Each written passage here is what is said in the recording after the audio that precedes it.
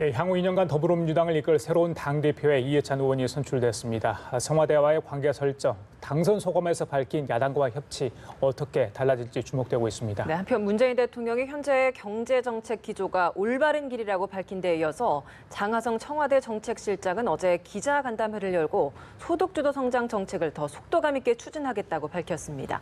이 관련 내용들 김우성 미래전략연구소 부소장, 최진봉 성공회대 교수와 함께 자세히 짚어보겠습니다. 네, 어서 오세요. 안녕하십니까? 안녕하세요. 어서 오십시오. 이해찬 대표가 됐네요. 네. 예, 글쎄요. 많은 분들이 예상을 했던 것 같습니다. 오늘 이제 오전에 첫 최고위원 회의를 주재했습니다. 여러 가지를 이야기했는데 먼저 뭐 두 사람의 뭐 도전이 있었잖아요. 이제 그렇죠. 물리치고 당선이 됐습니다. 글쎄요. 지금 시점에서 강한 어떤 대표가 필요했다고 봐야 될까요? 어떤 당선의 어떤 배경 어떻게 보십니까? 지금 말씀하신 것처럼 당선의 배경은 강한 대표가 필요했다고 봐요. 그러니까 대의원들이나 권리당원들이 전체 85%의 투표에 참여하거든요. 그렇다고 하면 정치적 선택을 했다고밖에 볼 수 없는 거거든요. 이게 무슨 여러 가지 개인의 어떤 뭐랄까요, 새 후보의 개인적인 부분보다는 제가 볼 때 당 전체로 봐서 누가 대표를 하는 것이 민주당이 앞으로 이해찬 대표의 말을 그대로 옮기자면 장기 집권을 할 수 있을까 하는 부분에 대한 플랜이 될 수 있다고 보고요. 또 강한 여당을 만들어야 되겠다는 의지가 있었던 것 같고 2020년도에 총선 승리를 해서 문재인 정부를 뒷받침할 수 있는 그런 정당이 되기 위해서는 강한 리더십을 가지고 하나로 묶을 수 있는 그런 리더십을 가진 분이 돼야 된다라고 하는 부분이 절대로 작용했다고 보고, 그러다 보니까 결국 이제 친노의 좌장이었고 친문의 핵심이라고 할 수 있는 이해찬 후보가 당선되는 배경이 됐다고 보여지고, 그건 결국 당원들 입장에서는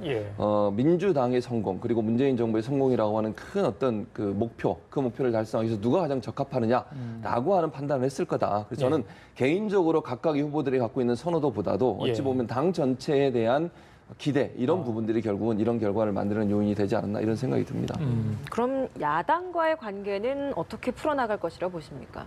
지금 말씀은 협치를 최고의 협치를 하겠다고 말씀하셨는데 그동안의 행적이나 20년 그 집권론 다소 좀 강한 면이 있었죠. 게다가 또 동시에 적폐청산을 끝까지 하겠다라고 하는 이 충돌되는 메시지가 계속 있어요. 그런 면에 있어서는 앞으로 어떻게 하실지는 좀 지켜봐야 할 건데 일단은 5당의 대표회담을 제안을 했지 않습니까? 맞습니다. 그런데 5당 대표는 어떻게 보면은 뭐 대통령이 모이는 그 대상이기도 하고, 그런 뭐 대통령 원내대표를 부르고 여당 대표는 대표회담을 한다, 이렇게 역할 분담이 있는지 모르겠지만 어찌됐든 그런 모습들이 그렇게 자연스러워 보이지는 않아요. 이게 압도적인 일당이라고 하면 모르겠지만 지금은 상당히 좀 불안정한 일당 아니겠습니까? 그런 면에 있어서 이게 다 내려놓고 n분의 1로 할 수 있을지라고 하는 부분들도 좀 그렇고요. 사실은 지금 이게 충돌된 메시지와 지금 과제, 구도, 그리고 또 앞으로 있을 여러 가지 그 격변의 상황들, 이슈들이 굉장히 많잖아요. 또 여당의 수세인 이슈들이. 이거를 어차피 막기 위해서는 새로운 대표가 전선에 나와가지고 결국 그걸 막으려고 하면 야당과의 치열한 전투가 있을 텐데 이런 상황에서 과연 협치가 가능하겠는가라고 하는 현실적인 한계가 있는 거죠. 특히 그 한국당에는 더 좀 날을 세우는 면이 있는데, 사실 지금 당 대표들 면면을 좀 본다면 과거 노무현 정부 때 함께했던 인사들이기 때문에 그래도 조금은 협치가 가능하지 않겠냐라는 기대도 있거든요. 네, 김병준 당시 실장일 때 총리 아니었습니까? 그런데 그 둘 간의 관계는 굉장히 좋았다고 그래요. 그 당시에는. 김병준 총리는 비대위원장은 사석에서도 이해찬 대표 당시 총리에 대해서 굉장히 높이 평가하는 그런 얘기를 많이 했어요. 그러나 지금 같은 경우에는 장수로서 만나는 거예요. 협조자로서, 파트너로서 만나는 것보다는 장소로서 만나는 거기 때문에 그런 개인적인 관계는 한계가 있을 수밖에 없고, 실제로 지금 상황에서는 대통령이 소득주도 성장이 옳다고 얘기를 하고 청와대 참모가 나와가지고 언론에 대해서 불브리핑을 하고 여당에서는 이거를 일정 정도 방어를 안 할 수가 없는 상황 아니겠습니까? 그런데 김병준 비대위원장 같은 경우에는 이 길은 잘못됐다라고 명확하게 얘기를 했어요. 이런 최고의 쟁점에 대해서 완전히 다른 해석을 하는 상황에서 개인적인 인연이 과연 얼마나 작용을 할 수 있을지 사실은 그렇게 중요하지 않을 것 같습니다. 나중에 5당 대표 회의를 하면 글쎄요, 시청자분들이 TV 한 10년 전에 켜는 눈이 들지 않을까 싶어요. 정동영 평화당 대표까지 하면. 그렇죠. 예전에 우리가 정치 활동을 세게 했던 분들이 다 이제 모이는 건 아닙니까? 그렇죠. 그래서 이제 올드보이들의 교환이란 말이 나오지 않습니까, 사실은. 그리고 이제 예전에 친노로 분류했던 분들이 거의 다 다시 다 등장해요. 왜냐하면 노무현 전 대통령 시대에 같이 활동했던 분들이잖아요, 전부 다. 이 세 분들이 다. 그런 분으로 본다고 하면 뭐 돌아온 노무현의 사람들이라고 볼 수밖에 없을 텐데 뭐 장단점이 있을 거라고 봐요. 그러니까 단점이라고 하면 좀 세대 교체가 이루어지지 않는 우리 정치의 어떤 고질적인 문제 이런 부분들 좀 볼 수 있지 않겠습니까? 그러니까 좀 새로운 인물들이 나와서 정치의 쇄신을 이루었으면 좋겠는데 물론 뭐 나이가 많다고 쇄신을 못한다고 단정지어서 말씀드릴 수는 없겠습니다만 그럼에도 불구하고 우리 정치가 조금 더 새로운 어떤 혁신적인 모습을 보여주는 데는 한계가 있다라는 생각이 들고요. 또 좋은 점이라면 긍정적인 점이라면 경륜을 갖고 있는 분들이 정치의 이 꼬인 부분들을 풀 수 있는 계기가 될 수도 있다. 그렇죠.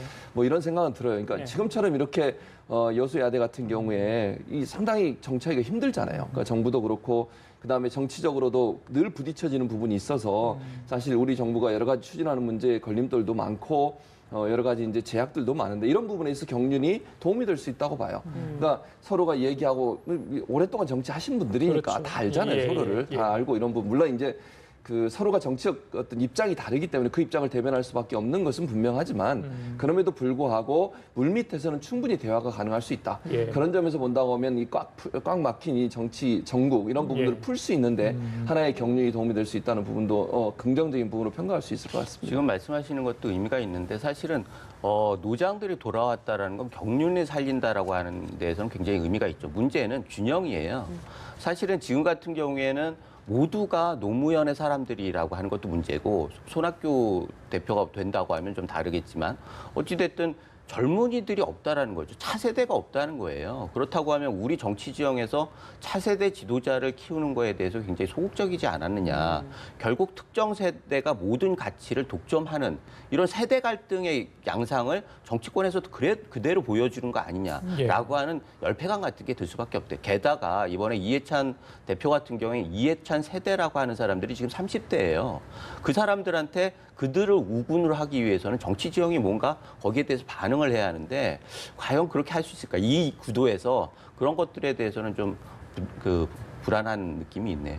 최고위원회는 박주민 의원이 또 선전을 맞습니다. 했잖아요. 1위로도 선출이 됐기 때문에 여기에 함의엔 또 좀 있을 것 같습니다. 어떤 의미가 있다고 보십니까? 제가 볼 때는 아마도 이게 권리당원 대의원들이 투표를 많이 했잖아요. 그중에 권리당원들 같은 경우는 나중에 문재인 정부 들어서고 그다음에 그 전후로 해서 대선 전후로 해서 많은 사람들이 당원으로 등록을 했어요. 그러니까 뭐랄까요? 이게 친문 비문의 문제가 아니라 정말 우리 사회를 좀 바꿔달라고 하는 의미와 의지를 갖고 있는 젊은 세대들이 많이 권리당원으로 들어왔을 가능성이 있다고 보거든요. 그렇다고 하면 그분들 같은 경우에는 지금 뭐 박주민 의원 같은 경우는 40대 초선인데다가 뭐 친문이라고 그렇게 또 분류하기도 애매한 그런 입장이에요. 물론 뭐 친문이 아니라고 제가 말씀드리는 건 아니지만 그러니까 오래전부터 뭐 친문 진영에 서서 한 게 아니라 정말 힘들고 어려운 사람 편에서 늘 그들을 돕는 입장에 서 있었잖아요. 그런 의미가 결국은 권리당원들 입장에서는 그런 분들을 일정 부분 지지한 부분이 있었지 않나 하는 생각이 듭니다. 그래서 권리당으로 새로 등록하신 분들 중에 많은 분들은 사실 박근혜 정부의 탄핵, 박근혜 대통령 탄핵 문제와 전후하고 그다음에 지난 대선, 장미 대선에 얘기하는 그 대선의 전후 과정에서 나라의 변혁을 좀 요구하는 분들이 많이 들어왔을 가능성이 그분들이 아마 투표에 적극적으로 참여하면서 뭐 박주민 의원 하면 사실 우리 사회의 뭐랄까요 진보의 아이콘이라고 볼 수도 있고 힘들고 어려운 사람 편에서 늘 세월호 변호사라고도 얘기될 정도로 그런 역할을 많이 했기 때문에 그런 분들의 지지가 많이 반영된 게 아닌가 이런 생각이 듭니다. 그래요. 뭐 송영길 후보 세대교체 이야기를 하는데 최고위원회는 40대 분들이 또 초선 의원들이 들어와 있기 때문에 좀 기대를 해볼 만한 것 같습니다. 다른 이야기 좀 하겠습니다. 지금 정치권의 가장 뜨거운 감자가 아닌가 싶어요. 소득주도 성장 기조 유지를 하느냐 아니면 야당이 주장하는 것처럼 폐기를 해야 되느냐 여러 가지 논란이 있는 것 같습니다. 어제 장하성 청와대 정책실장이 기자간담회를 열었습니다. 정책의 속도를 내겠다는 의지를 강하게 다시 한번 재천명을 했습니다. 어떻게 봐야 되겠습니까? 야당의 어떤 그런 공격에 상관하지 않고 그냥 쭉 밀고 나가겠다 이렇게 봐야 됩니다. 지금 이 문제는 여야의 문제가 아닙니다. 사실은 삶의 문제이기 때문에 민생이라고 하는 얘기가 또 무슨 정치적인 용어가 아니지 않습니까? 사실은 그 정치 논리와 경제 논리는 완전히 다른 게임이에요. 정치 논리는 이념이 강조되지만 경제 논리는 그야말로 실사구시를 해야 하는 이거는 약간 기술적인 부분이 강조되지만 뭐 정치라고 하는 부분들은 뭐 어찌됐든 이념으로 해가지고 끝까지 가자. 이거 용납이 되는데 경제 문제는 그게 아니거든요. 그런데 이 상황에서 정치를 너무 이념의 잣대로만 보는 거 아니냐 이런 얘기들을 야당에서 하는 거고 전문가들도 많이 그렇게 얘기를 해요. 그런 걸 봤을 때 이게 과연 옳은 대응이냐라고 하는 문제 제기를 안 할 수가 없는 거고 게다가 지금 참모가 나서는 거 아닙니까? 정말 이런 경우가 있나요? 부총리 그 장하성 실장이 얘기했던 경제 참모는 우리 수장은 부총리 아니겠습니까? 그 부총리는 뒤에 있고 참모가 나서가지고 언론 국민과 얘기를 한다? 이게 과연 정상적인 걸까요? 물론 그 얘기를 하면서 집안에 이견이 있을 수도 있다라고 얘기는 했어요. 그러나 그리고 본인이 또 스태프라고 또 이야기를 했었죠. 예, 그러나 단 밖에 나오면 안 되는 거 아니겠어요? 집안에 아무리 이견이 있어도 그 논란이 단 밖으로 나와가지고 저 집안이 저렇게 해가지고 제대로 될까? 이거는 바람직한 집안은 아니죠. 그런 면에서 적어도 국민을 설득하기 전에 경제 스텝, 투톱이 됐든 해가지고 거기에서 일정 정도 결론을 내고 그것을 국민한테 줘야지 국민이 보기에 안정감을 가질 수 있는 거고 그것을 바탕으로 해서 경제 활동을 할 수 있는 건데 지금 정부에서도 두 수장이 다르고 게다가 수장이라고 하는 사람들은 안 나타나고 참모라고 하는 사람이 나타나가지고 국민한테 설득을 하겠다고 하고 그런 모습이 과연 내용은 차치하고 그런 모습이 과연 국민한테 정말 안정감을 줄 수 있을 것인가 기획한 의도의 효과를 얻을 수 있을 것인가 이 부분에 대해서는 참 문제 제기를 안 할 수 없습니다. 예, 최 교수님 어떻게 보세요? 그럼 저는 그러니까 김은석 소장님 말씀하신 것처럼 그러니까 그 점에서 동의하는 부분이 이런 부분이에요. 두 사람이 논란이 있고 의견이 있을 수 있어요. 저는 그건 긍정적으로 봐요. 그러니까 논란이 있고 의견이 있다는 거는 서로 다른 생각을 갖고 있는 사람이 한 정부에서 일하는 거잖아요. 그래야 발전적인 방향으로 간다고 저는 생각을 하거든요. 그러니까 모든 참모들이나 아니면 뭐 장관들이 같은 생각만 갖고 일을 하면 그건 한쪽으로 갈 수밖에 없는 거잖아요. 그러니까 김동연 부총리가 일정 부분 이쪽에서 너무 장하성 실장이 너무 세게 나가면 좀 막아주고 또 이쪽에서 세게 나가면 이쪽에서 견제해주고 이러면서 양쪽에 한쪽으로 치우치지 않고 긍정적인 방향으로 갈 수 있는 기틀이 된다고 저는 생각해요. 예. 그런 점에서 본다면 이견이 있다는 건 저는 좋은 거라고 봐요. 다만 그것을 밖으로 표현할 때는 한 사람 목소리가 나와야 돼요. 그거 이제 그 부분을 제가 동의한다고 말씀드리는 거예요. 그러니까 결국은 치열하게 논쟁하고 토의하고 논의해서 한 목소리를 내는 것은 왜냐하면 이게 국민들이 불안해하기 때문에 그러는 거거든요. 경제 두 수장이라고 얘기하는 분들이 서로 다른 얘기를 하는 것이 공개적으로 나올 경우에는 갈등이 있는 것처럼 보이지다 보니까 정부 정책이나 경제 정책이 뭐가 불안한 거 아니냐 이런 불안감이 생길 수 있으니 이견은 충분히 토의하고 논의하되 밖으로 낼 때는 한 목소리를 내주는 것은 필요하다고 저는 봅니다. 그렇게 생각하고 다만 이제 소득주도 성장이라고 하는 부분에서 지금 계속 정부가 얘기하는 것은 이게 오해가 있다고 얘기를 하는 거예요. 이 소득주도 성장이 곧 바로 뭐 최저임금 인상 이렇게 이제 이미지가 딱 붙잡혀 있잖아요.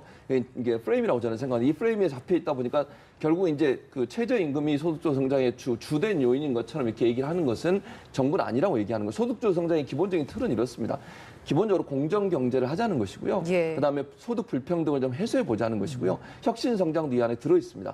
그러니까 그 세 가지를 다 합쳐서 가는 것이 소득주도 성장인데 소득주도 성장이 이제 야당에서 공격할 때는 이거를 이 뭐 최저임금 인상이라고만 보기 때문에 이제 이게 이미지가 그렇게 돼버린 거예요. 근데 정부가 추진하려고 하는 저는 그렇게 생각해요. 대통령이 예를 들어 삼성 이재용 부회장 만났잖아요. 인도에서. 김동연 부총리가 찾아갔잖아요. 그걸 왜 하겠어요? 음산 분리 그거 하겠다 하잖아요.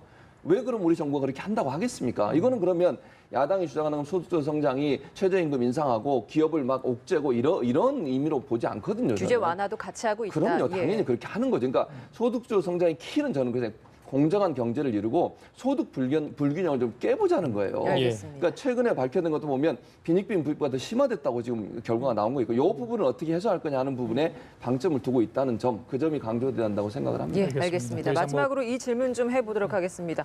전두환 전 대통령이 오늘 첫 재판이 예정이 돼 있었는데 뭐 알츠하이머 투병 중이라는 이야기를 하면서 재판에 출석할 수 없다라는 걸 밝혔거든요. 어떻게 보셨습니까? 일단 그 얘기를 듣는 순간 자서전을 쓸 때도 병을 치료를 하고 있는 과정에서 썼잖아요. 그렇다고 하면은 자서전 내용에 대해서도 문제 제기를 안 할 수 없는 거고 사실은 보통 사람들이 생각하기에 알츠하이머 병을 가지고 있는 사람이 쓴 책이 팩트 자체가 아주 객관적이고 사실에 입각한 거냐라고 하는 실질적인 질문을 안 할 수가 없는 거거든요. 그런 면에서 대처가 과연 옳았느냐라고 하는 생각도 들고 물론 뭐 거기 그 사실관계는 뭐 나오겠죠. 자료도 제출하고 법원에서 판단을 하겠지만 저는 일단 그렇게 생각합니다. 뭐 그 다른 뒤에 얘기는 차치하고 그 상황에서 책을 낸 게 과연 신뢰성이 있느냐라고 하는 부분들에 대해서 짚고 넘어가야 한다고 생각합니다. 회고록 관련해 자서전에서 이제 사자 명예훼손 고 조비오 신부를 이렇게 그랬었죠. 조카분이 이제 고소를 하지 않았습니까? 맞습니다. 그걸로 가지고 오늘 재판을 받기로 돼 있었는데 바로 하루 뒤에 이제 불출석을 하겠다 이렇게 통보를 한 겁니다. 그러니까 이게 좀 황당해요. 무슨 말이냐면 저분이 그러니까 전두환 전 대통령이 왜 그러냐면 광주 법정에서 지금 재판을 받는 거거든요. 맞습니다. 근데 최근까지는 출석하겠다고 변호인을 통해서 발표를 했어요. 자기 출석하겠다. 그리고 광주 시민들은 뭐라 그랬냐면 우리 절대로 이상한 행동이나 표현보다 거기 가서 무슨 집회랑 이러지 않겠다고 그랬어요. 그냥 조용히 와 재판받고 가도록 그렇게 하겠다라고 발표까지 다 한 상태예요. 시민단체도. 그 상태에서 갑자기 출석 바로 전에 저렇게 얘기하는 것은 좀 신뢰도가 떨어진다고 저는 봐요. 만약에 알츠하이머 병이 있었다고 하면 저게 하루아침에 일어난 병은 아니잖아요. 오랫동안 잠복에 있거나 오랫동안 치료를 받았을 텐데 며칠 전까지 하루 이틀 전까지만 해도 분명히 출석하겠다고 얘기했다가 갑자기 저렇게 하면 법원 입장에서 대책이 없잖아요, 지금. 안 그러면 미리 뭐 다른 어떤 조치를 취했을 수 있는 기회마저도 아예 막아버리고 전원 발표를 한다는 것은 의도적으로 광주에서 재판받는 것에 대한 불만을 표현한 거다. 저는 그렇게 보고 재판에 열심히 참석하지 않겠다는 의도를 그대로 밝힌 거다. 저는 그렇게 이해합니다. 제가 보기에도 이 자체가 알츠하이머의 증상일 수 있다는 생각이 들어요. 사실 어제 얘기도 기억을 못 한다고 그렇게 얘기를 하지 않았습니까? 사실은 그런 면에 있어서는 그 얘기를 강하게 뒷받침하고 있는 실례 아닌가. 알겠습니다. 자, 지금까지 김우석 미래전략연구소 부소장 최진봉 성공회대 교수와 함께 얘기 나눠봤습니다. 말씀 잘 들었습니다. 고맙습니다.